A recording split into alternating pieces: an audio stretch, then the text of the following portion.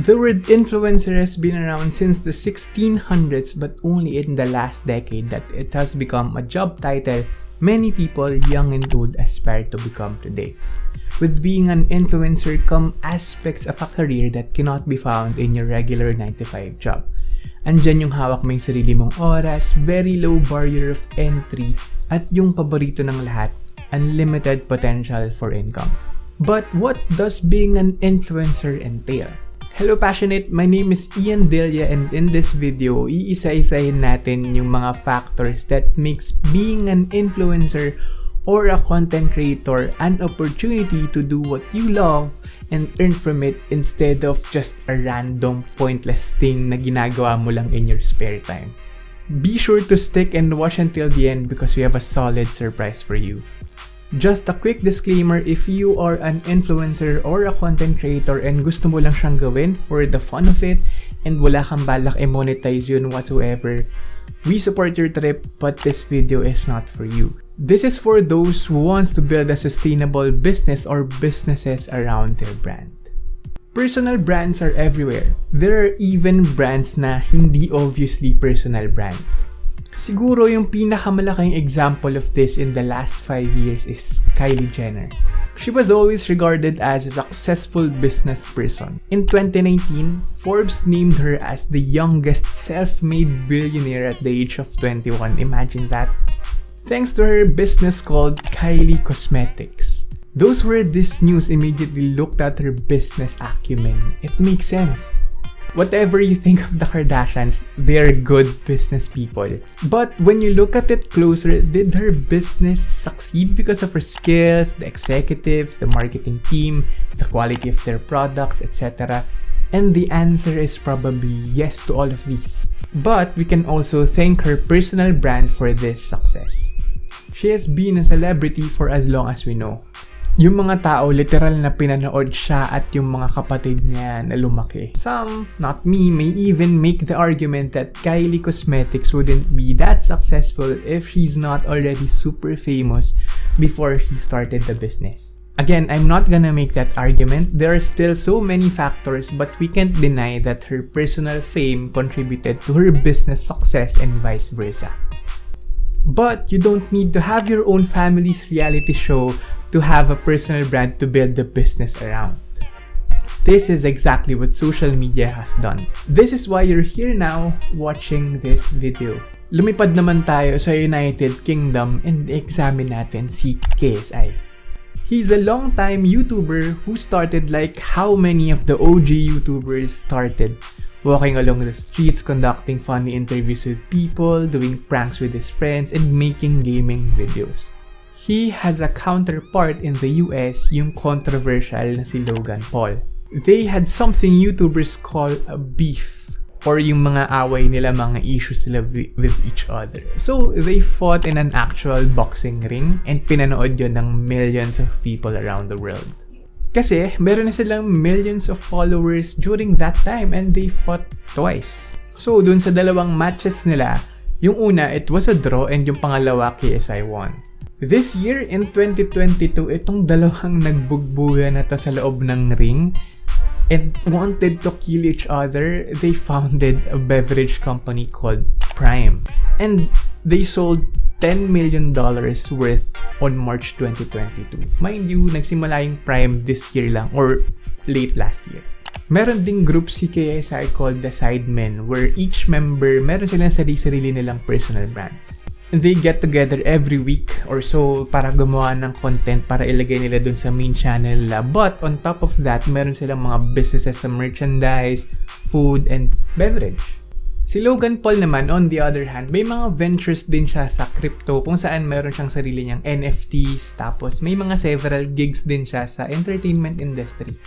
One of the most recent nga is yung appearance niya sa WWE. Yes, yung wrestling na pinapanood natin ng mga bata pa tayo. So, imagine that. And we don't even have to go out of our own country. Arguably, the biggest vlogger in the Philippines has been capitalizing on his brand while entertaining millions of people. Kong TV has Kong Clothing, he has franchises in the food business, and probably some more ventures that we don't know about. Time for another disclaimer. We're not saying that the businesses of these people are successful mainly and or solely because they're popular. We know a handful of businesses established by social media influencers that went down as soon as it took off kasi mababa yung quality ng products or services nila, pangit yung customer service, or just straight up scams. Maraming ganun. A non-negotiable if you want to build a business or several businesses around your brand is just keeping in mind the very basic things like quality assurance, good customer service, and compliance. So, a business plan for a personal brand is not a substitute for your business plan dun sa specific business na gagawin mo. Kailangan mo pa din gawin yon. And that disclaimer is a good segue to my next point. Kung bakit this new way of doing things now works. Why is this the thing now? Naalala nyo nung early 2000s, tung nadidiscover natin yung mga paborito nating artista from commercials. Sino bang hindi makakalimot dun sa kinanta ni Sam Concepcion dun sa isang commercial na may yung parang tapos alam nyo na yung kasunod dun hindi ko nakakantahin, or nadidiscover natin yung mga products because of our favorite celebrities na lumalabas sa TV or may mga billboard sila sa EDSA. Yung paggamit sa individual fame ng mga taong ito is not new in business. Matagal nang ginagawa yan. Mayayaman yung mga celebrities not because they make movies or teleseries. Surprise! They make movies or teleseries to boost their fame. And pag boosted yung fame nila, boosted din yung premium nila for the companies who want to use them for advertisements. So they are being paid by private companies na gusto silang gamitin for advertisements. And by gamit, I don't mean it in a bad way. That's just how business works. And for these advertisements, we're talking hundreds of thousands to millions of pesos. A good portion of a company's marketing budget goes to celebrity endorsers. So just imagine the amount of money na natitipid ng isang company kung yung founder niya is also its biggest endorser. Hindi na nila kailangan kumuha ng ibang artista para mag-endorse. Minsan na lang, pero sila na yun eh. The bottom line of all of this is an excerpt from my ongoing thesis study. Online personal branding is a discipline of identifying what makes one unique and hence will make him or her stand out from everyone else in his or her industry. Communicating this uniqueness in the digital space, then attracting the audience that will most likely patronize his or her products and services more because of who he is than what is being sold. So again, what we're talking about in this video is not a substitute to the business plan of a specific business. You still have to do it, but making a business plan for your personal brand adds another layer to your entrepreneurship journey. This is a long game. By doing this, you're creating a future of many potentials for yourself. Balikan natin si Logan Paul. He may not be everyone's favorite YouTuber, but so far he has done whatever he wanted and his followers supported him morally and financially. Nilabanan niya na si Floyd Mayweather, which 99% of professional boxers could only dream of fighting. Sure, natalo si Logan Paul, but he did it for business. You probably won't be boxing or wrestling, but think of the things you're interested in right now. Pwedeng music, singing, dancing, or whatever kung ano man yung interest mo, sports. If you have a solid personal brand and a business plan for it, you can decide anytime to build a business out of one of your interests and you will have customers lining up before ka pa mag-operate. Here are just some of the things to keep in mind before you create a business plan for your personal brand. So number one, the main goal of majority of the business plan templates you will see online is to convince investors to invest in a business. You don't need to do this, pero you can still ask for investments, but you don't have to. As a personal brand, you don't need outside investments to make it as an entrepreneur. You will use mostly what's called sweat equity, or yung work mo yung skills mo, or even just your influence overall. In the end, you will own your name, you will own your business, and you will never be diluted, meaning hindi ka maubusan ng shares, hindi ka ma-outshare ng outside investor. You will own everything, majority of it. lalo na if you don't ask for investments. And you can create a personal brand regardless of your products or services. The idea is to build a brand to find the audience that will resonate most with you. Ultimately, your audience will patronize your products and services not because of your products and services, but because it is you who are selling it to them. Of course, yung prerequisite dito is the quality of whatever you are selling and the overall quality of your business processes. Another thing to keep in mind is, it's not just about money. Yung mga pinaka-successful na business people, alam nila that money is just a result of a solved problem or of a given value. So, if your business is not solving a problem or giving value, don't expect it to be profitable. I also want you guys to break out of that limiting belief that in order to become a good businessman, you have to take from other people. That's just not true. I agree that there are deceptive marketers and generally bad people that goes into business, but you know who you are. You know your intentions. Will you do good things or bad things from your influence? It's up to you. It's always up to you, remember that. There are no special templates for you to turn your personal brand into a business. Ayaw na namin dito sa Team Passionates sa magdagdag ng resource na redundant naman with a lot of the things na makikita mo na online. Any business plan template na merong objectives, mission, vision, marketing strategy, and financial plan will do. But of course, you wouldn't approach this exactly like how you would plan for an individual business. So here are 3 things na hindi mo dapat kalimutan if you want to build a business plan around your personal brand. So number 1, values. Walang kwenta lahat ng itong pinag-uusapan natin if you don't put your values first and foremost.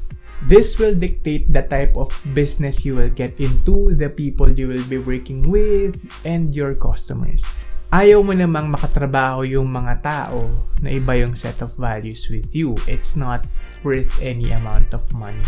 Earlier, I said that one of the perks of being an influencer is having control over your time, but this also applies to having control over choosing who to work with, what to represent, which paths to take, which decisions to make, and many other things that will affect your life beyond your business.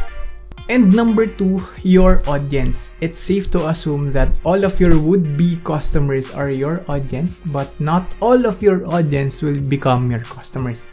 However, your priority should always be your audience. Sila yung dapat nauuna pa din. I'm not saying that you should neglect your customers. You have to give them the best care you can. Siyempre, andun nga yung quality ng products or services mo, customer service and compliance. Paulit-ulitin ko sa inyo yan kasi non-negotiables nga yan. But your main focus should be in giving value to everyone and not just the people who are paying you. This has practical benefits as well kasi it will ensure that you will have a sustainable inflow of customers. I've personally witnessed personal brands that thought they could just focus on their customers tapos hindi na sila gumawa ng valuable content and akala nila okay na yun. So, nineglect na nila yung content creation or yung overall na pagbibigay ng value sa audience nila. What happened is, they lost the audience, obviously, but with the audience, nawala din yung customer base nila. And nawalan sila ng mga bagong customers kasi nga, doon sila sa audience nila kumukuha ng mga bagong customers. So, this is a marketing thing. Everything goes through a funnel and as a personal brand, the very top of that funnel is yung audience mo. So, the more that you please them, the more that they're likely to become your customers. Beyond this will keep things fulfilling for you. Selling stuff is good, making money is good, but we already know that it gets old pretty quickly. Lalo na yung mga taong nakaranas na magkaroon ng sustainable na business. It gets old pretty quickly. On the other hand, giving value, making people happy, and solving problems, these never get old. By sustainability, kanina pa natin sinasabi, sustainability, we don't just mean financial sustainability. We also mean spiritual, physical, emotional, and psychological sustainability. In the agency owned by Team Passionates called the Passionate Creators Agency, we have an extensive process to understand our audience. which problems they want to solve, the goals they want to achieve, and a dozen more questions that allow us to really deep dive into their psyche. If you're interested in having your own team to launch and elevate your personal brand, you can connect with us. Our contact details are in the description. And lastly, think long term. Your personal brand business plan should be built for the long term. You will have failed businesses along the way, so your brand should be able to absorb those blows. It should be flexible to the range of your interests. Part of it is not venturing into things just because uso sila. For example, there's this content creator that I've been following for a couple of years now, and then suddenly and out of nowhere, nagpo-promote na siya bigla ng NFT project sa cryptocurrency industry. It's so out of brand for this person, and he was heavily marketing it even more than his main thing. After a couple of months, when the crypto market crashed, he just stopped talking about it. Parang walang nangyari. Call me judgmental, but my perception of that person changed for the worse.